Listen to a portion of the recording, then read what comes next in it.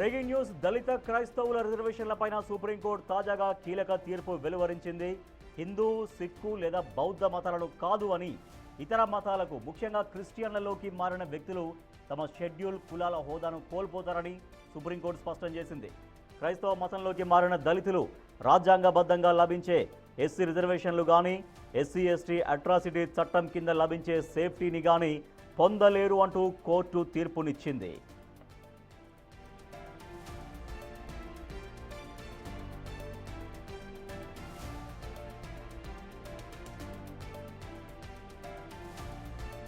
క్రైస్తవ మతంలో ఉంటూ కేవలం రిజర్వేషన్ ప్రయోజనాల కోసం మాత్రమే హిందూ మతాన్ని అనుసరిస్తున్నామని చెప్పడం రాజ్యాంగ విరుద్ధమైన చర్య అని జస్టిస్ పీకే మిశ్రా, జస్టిస్ ఎన్వి అంజారియా నేతృత్వంలోని బెంచ్ పేర్కొంది.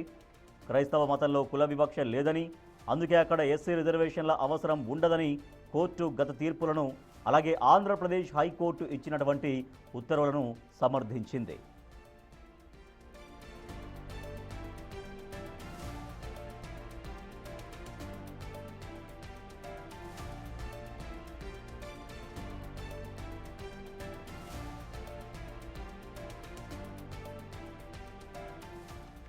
దళిత క్రైస్తవుల రిజర్వేషన్లపైన సుప్రీంకోర్టు తాజాగా తీర్పు వెలువరించింది.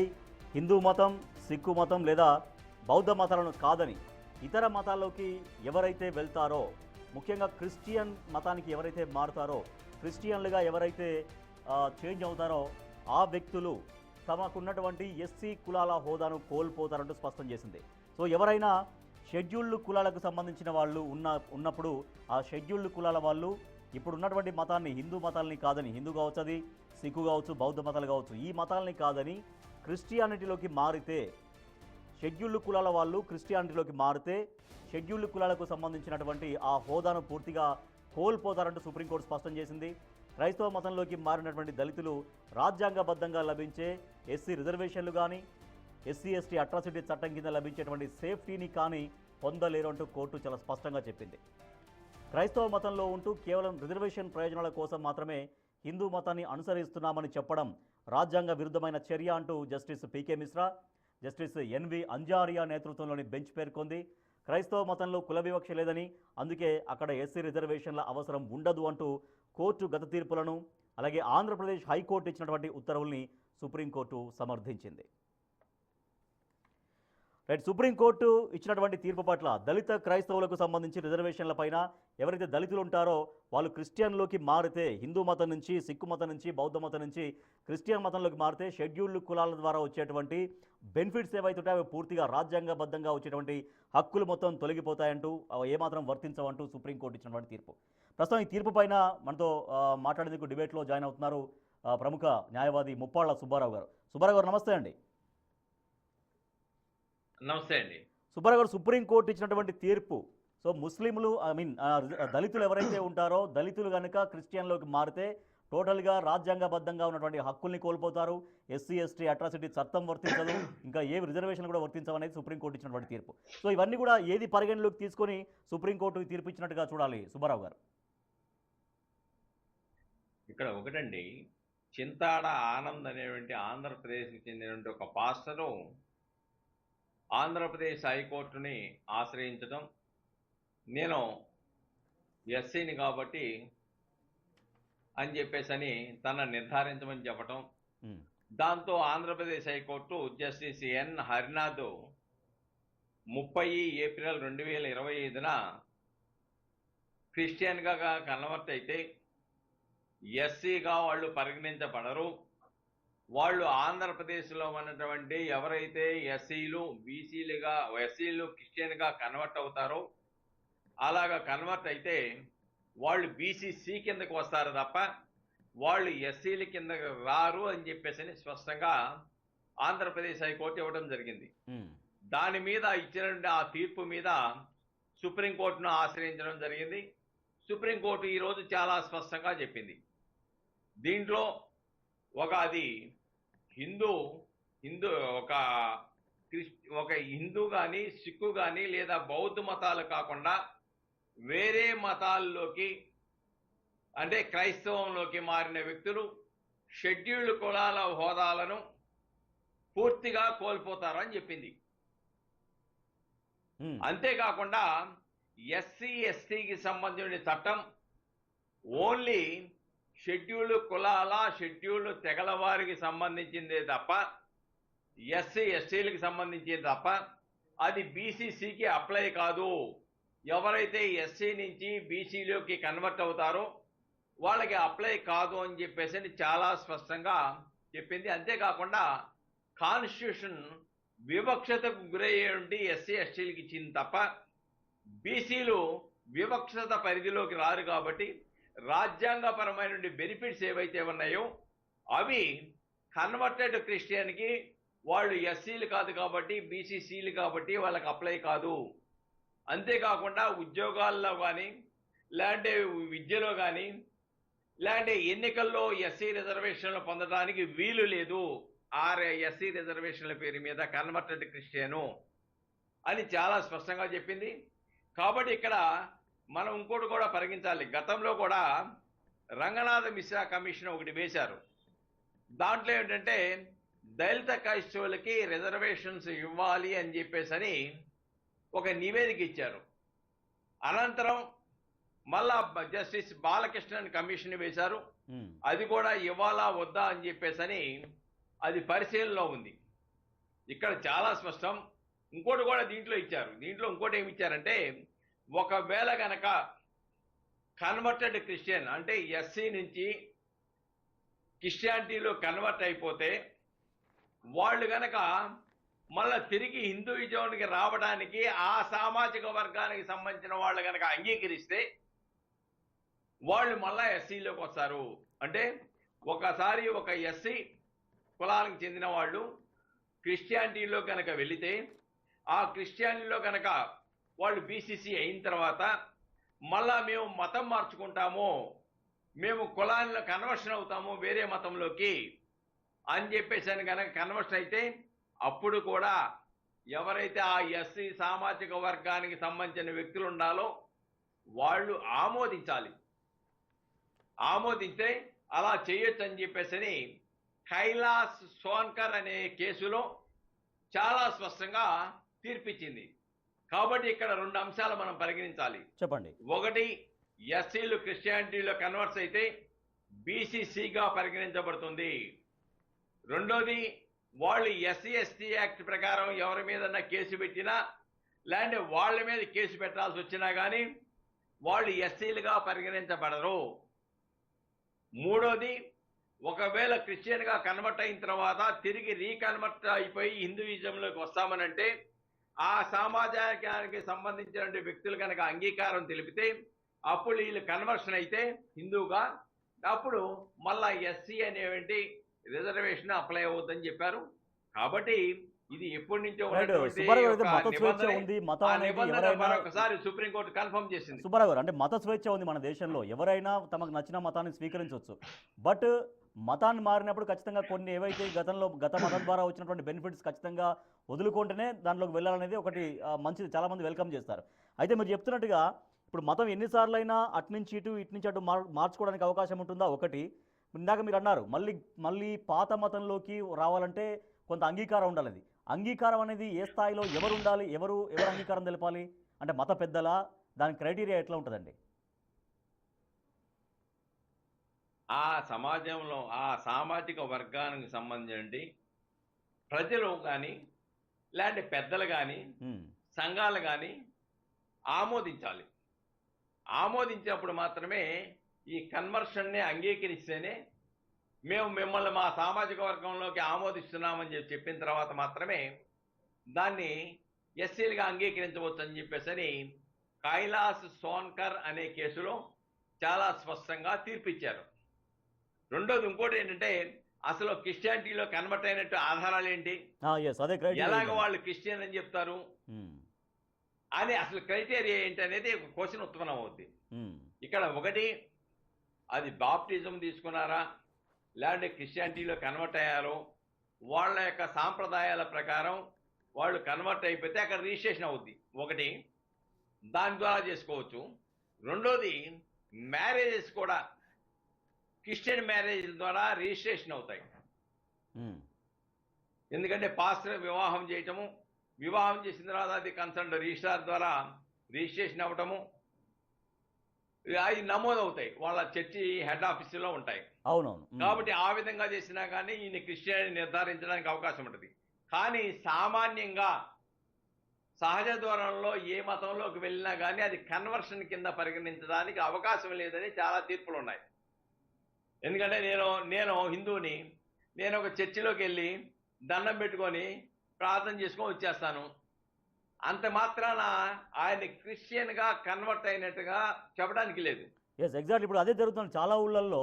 మీరు అన్నట్టుగా మీరు చాలా ఊళ్ళల్లో చర్చికి వెళ్తున్నారు, బైబిల్తో పట్టుకుని ప్రార్థన చేస్తున్నారు, కానీ ఎక్కడ అఫీషియల్గా జాయిన్ అవ్వడము అట్లా ఏమి ఉండవు. మళ్ళీ నార్మల్గా మళ్ళీ హిందూ మతానికి సంబంధించినటువంటి ఇవన్నీ వర్తింపజేసే విధంగానే ఉంటున్నాయి కండిషన్స్. డెఫినెట్గా దాంట్లో కొంత చట్టాల్లో మార్పులు తేవాల్సిన అవసరం ఉంది. అయితే ఒక పక్కన దళిత క్రైస్తవుల్ని ఎస్సీలుగా గుర్తించండి అని చెప్పేసి ఒక పక్కన దేశవ్యాప్తంగా ఆందోళన జరుగుతుంది. దాని మీద పరిశీలించడానికి బాలకృష్ణ కమిషన్ అనేది చెప్పి జస్టిస్ బాలకృష్ణ కమిషన్ దాని మీద విచారణ చేస్తూ ఉంది.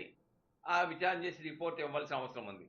రెండోది, టోటల్గా కన్వర్షన్ అయితేనే రికార్డెడ్గా ఉంటేనే ఉంటుందా, లేకపోతే ఈ కన్వర్షన్ అనేది చర్చికి బైబిల్ పట్టుకొని వెళ్ళిపోయి ఆ యొక్క దేవుణ్ణి ఆరాధిస్తే అది కూడా అప్లై అవుద్దా అనేది చట్టంలో అయితే క్లారిటీ లేదు. రాజ్యాంగం ప్రకారం ఎవరైనా ఏ మతాన్నైనా పూజించుకోవచ్చు అంటాం, కానీ పూజించుకుంటేనో ప్రార్థన చేస్తేనో కన్వర్షన్ కింద పరిగణించడానికి ఆధారాలు దొరకవు. సో మరి ఇప్పుడు మెయిన్గా రిజర్వేషన్ల బిగ్ క్వశ్చన్ అండి ఇది. రిజర్వేషన్ల సంగతి ఏంటి? ఇప్పుడు చాలామంది అదే రిజర్వేషన్లు పొందుతూ వస్తున్నారు. రిజర్వేషన్ల ద్వారా జాబులు చేసే వాళ్ళు ఇప్పటికీ సర్వీస్లో ఉండుంటారు. ఆల్రెడీ వాళ్ళు ఏమో క్రిస్టియన్లోకి వెళ్ళి క్రిస్టియన్ కన్వర్ట్ అయ్యి ఉంటారు. కానీ ఎస్సీ కోటా మీద వచ్చినటువంటి వాళ్ళ పరిస్థితి ఏంటి? ఆ రిజర్వేషన్లకి ఏమైనా ప్రశ్నార్థకంగా మారుతాయా? ఇప్పుడు సర్వీస్లో ఉన్న వాళ్ళ పరిస్థితి ఏంటి? ఇవన్నీ కూడా చాలా కొంత క్లారిటీ రావాల్సినటువంటి అవసరం ఉంది సుబ్బారావు గారు. ఒకటండి, already at the time of జాబ్లో జాయిన్ అయ్యే సమయానికి ముందే వాళ్ళు క్రిస్టియన్గా కన్వర్ట్ అయ్యి ఉంటే, ఆధారాలు ఉంటే అది సప్రెస్ చేసి నేను ఎస్సీని అని చెప్పేసి ఉద్యోగం పొందితే, ప్రభుత్వ ఉద్యోగం పొందితే అది చట్ట ప్రకారంగా నేరం. అటువంటి వాళ్ళని తప్పుడు సమాచారంతో రిజర్వేషన్ని అక్రమంగా పొందిన వాళ్ళ మీద వాళ్ళు క్రిస్టియన్గా కన్వర్ట్ అయ్యారనేటువంటి ఆధారాలు కనుక ఉంటే డెఫినెట్గా వాళ్ళని ఎప్పుడైనా ఉద్యోగాల నుంచి తొలగించవచ్చు. వాళ్ళ మీద తప్పుడు సమాచారం ఇచ్చి ఉద్యోగం పొందినారు కాబట్టి వాళ్ళ మీద క్రిమినల్ ప్రాసిక్యూషన్ కూడా చేయడానికి అవకాశం ఉంది. సో ఇప్పుడు మెయిన్గా రిజర్వేషన్ అనేది ఒకటండి, మెయిన్గా రిజర్వేషన్ అనేది విద్య, ఉద్యోగాలు, తర్వాత పొలిటికల్లో ఎక్కువగా వాళ్ళకు ఉపయోగపడుతుంటాయి. సో ఇప్పుడు చాలామంది తెలుగు రాష్ట్రాల్లో క్రైస్తవాన్ని ఫాలో అవుతూ కూడా రిజర్వేషన్ అనుభవిస్తూ ఉన్నారు, ఎస్సీలుగా కొనసాగుతున్నారు. మరి వాళ్ళకి ఇక రిజర్వేషన్లు అనేవి పూర్తిగా కోల్పోయినట్లేనా? ఒకటండి, ప్రార్థనలు చేసే వాళ్ళందరూ కూడా క్రైస్తవులని నిర్ధారించడానికి అవకాశం లేదు. అవును.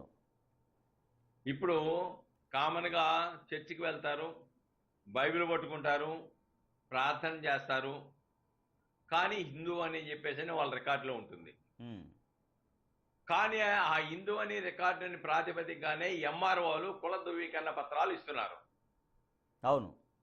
కానీ ఎవరైనా కానీ ఎక్కడైనా కానీ ఈయన కన్వర్ట్ అయ్యాడు, ఎందుకంటే వాళ్ళ రిజిస్టర్లో ఉంటుంది, ప్రతి చర్చి రిజిస్టర్లో కూడా ఎవరైతే క్రిస్టియానిటీలో కన్వర్ట్ అయ్యారో వాళ్ళు ఒక రిజిస్టర్ మెయింటైన్ చేస్తారు.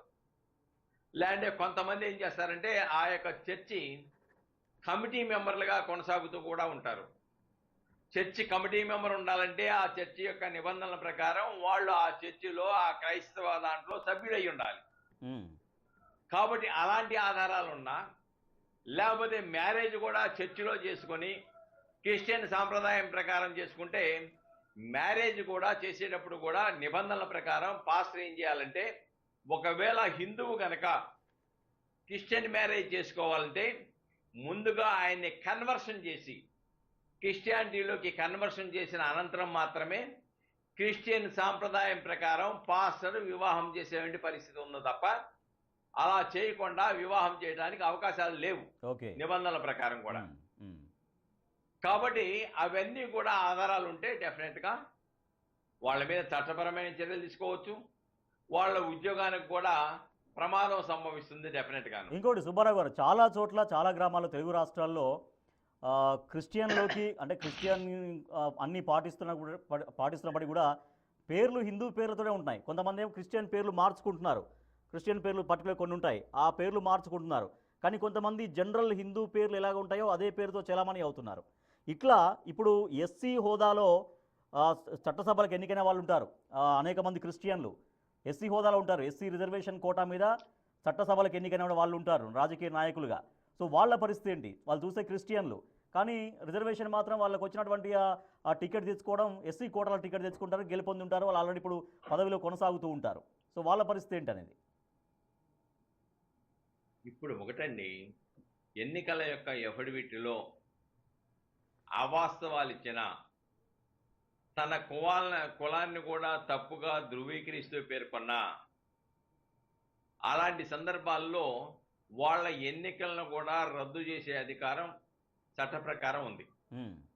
ఎంచేతంటే ఆయన క్రిస్టియన్ అయి ఉండి, క్రిస్టియన్కి సంబంధించిన ఆధారాలు కనుక లభ్యమై ఉండి, ఆయన ఎస్సీ అని చెప్పుకొని ఎన్నికల కమిషన్కి ఇచ్చేవంటి, నామినేషన్లు ఇచ్చేవంటి ఎఫిడవిట్లో కానీ, లేకపోతే కుల ధృవీకరణ పత్రం, తప్పుడు కుల ధృవీకరణ పత్రం తప్పుడుగా ఎంఆర్ఓని మిస్గైడ్ చేసి తీసుకునే కుల ధృవీకరణ పత్రం కానీ, ఇవన్నీ కూడా తప్పుగా ఇచ్చాడు కాబట్టి ఆయన్ని క్రిమినల్ ప్రాసిక్యూషన్ చేయొచ్చు.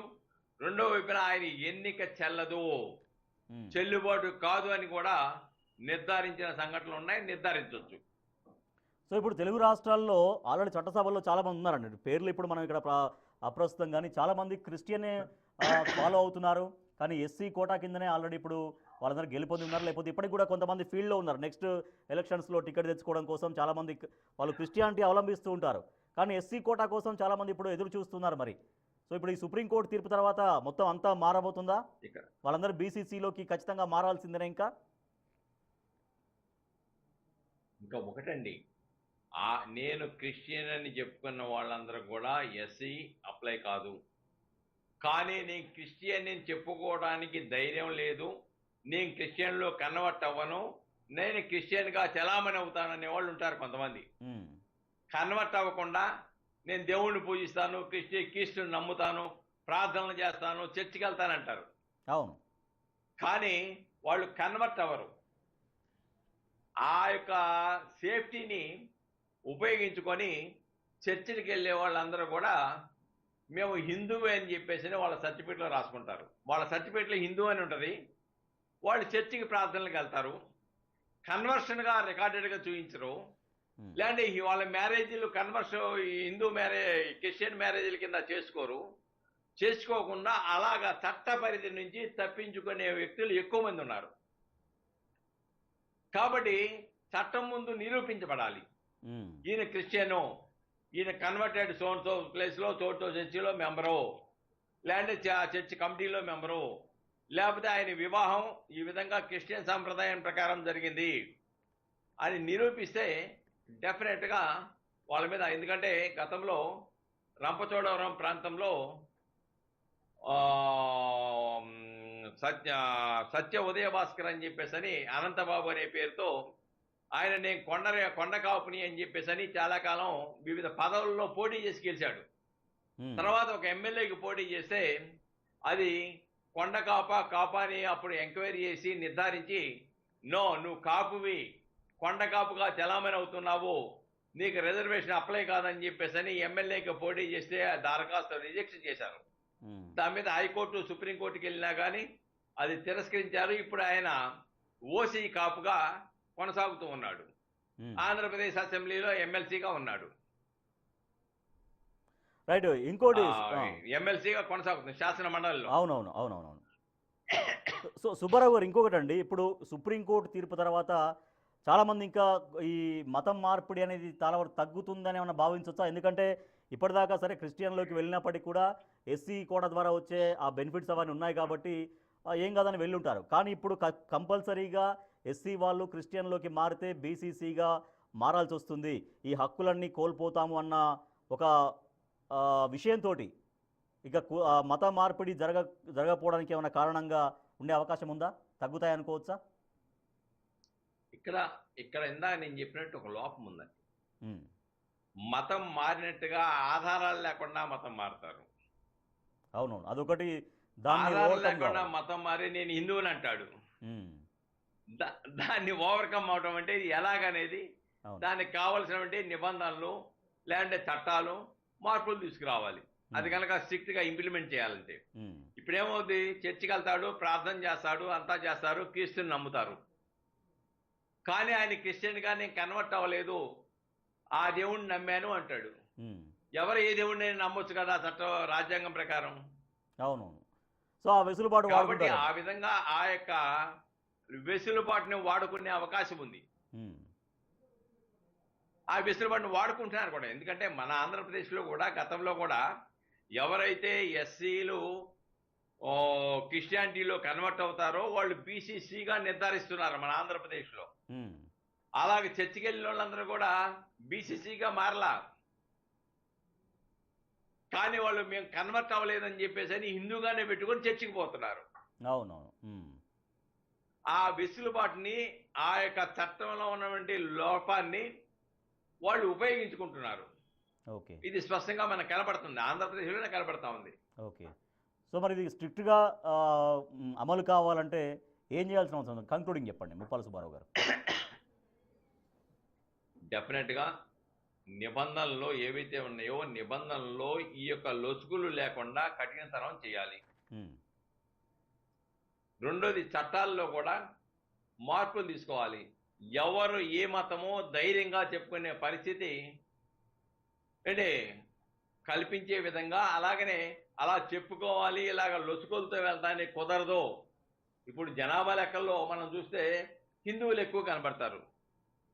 కానీ ఎవరు హిందువుల్లో కేటగిరీలో ఎవరుంటారు? క్రిస్టియానిటీకి వెళ్ళేటువంటి చర్చిలకి వెళ్ళే వాళ్ళు కూడా రికార్డెడ్గా వాళ్ళు క్రిస్టియన్గా నమోదవ్వకుండా హిందువుగా నమోదవుతారు. కాబట్టి రైట్. వాళ్ళు కూడా హిందువుల్లో కలుస్తున్నారు. రియల్గా వాళ్ళు క్రైస్తవుని, యేసు ప్రభువుని నమ్ముతారు, బైబిల్ని ప్రేయర్ చేస్తారు. కాబట్టి ఇలాంటి లొసుగులు లేకుండా దేశవ్యాప్తంగా కూడా ఒక చట్టబద్ధమైనటువంటి నిబంధన రావాలి. రైట్. లేదా ఇక ఈ దళిత క్రిస్టియన్స్ కూడా ఎస్సీల కింద చేయాలంటామో, లేకపోతే దళిత క్రిస్టియన్ని సుప్రీంకోర్టు ఇచ్చిన ఈ తీర్పు ప్రకారంగా వాళ్ళు ఎస్సీ రిజర్వేషన్లు వాళ్ళకి అప్లై కావాలని ఏదో ఒక అంశాన్ని పట్ల కఠినంగా నిబంధనలు ఉండాలనేది ప్రభుత్వం గుర్తించాలి. Right. Thank you so much Muppalla Subbarao గారు. సో దళిత క్రిస్టియన్ల రిజర్వేషన్ల విషయంలో సుప్రీంకోర్టు చాలా కీలకమైన తీర్పునిచ్చింది. హిందూ, సిక్కు, బౌద్ధ ఈ మతాలని కాదని ఎస్సీలుగా ఉన్నటువంటి వాళ్ళు క్రిస్టియన్లోకి వెళితే ఇక ఎస్సీల ద్వారా వచ్చేటువంటి, ఎస్సీ కులం ద్వారా వచ్చేటువంటి బెనిఫిట్స్, అవి ఎస్సీ ఎస్టీ అట్రాసిటీ కేసు కావచ్చు, రిజర్వేషన్లు కావచ్చు, ఇవన్నీ కూడా ఏవి వర్తించవు, వాళ్ళు పూర్తిగా కన్వర్టెడ్ బీసీసీ కిందకే వస్తారు అంటూ సుప్రీంకోర్టు ఒక తీర్పునిచ్చింది. సో దీంతో తదనంతర పరిణామాలు ఎట్లా ఉంటాయి?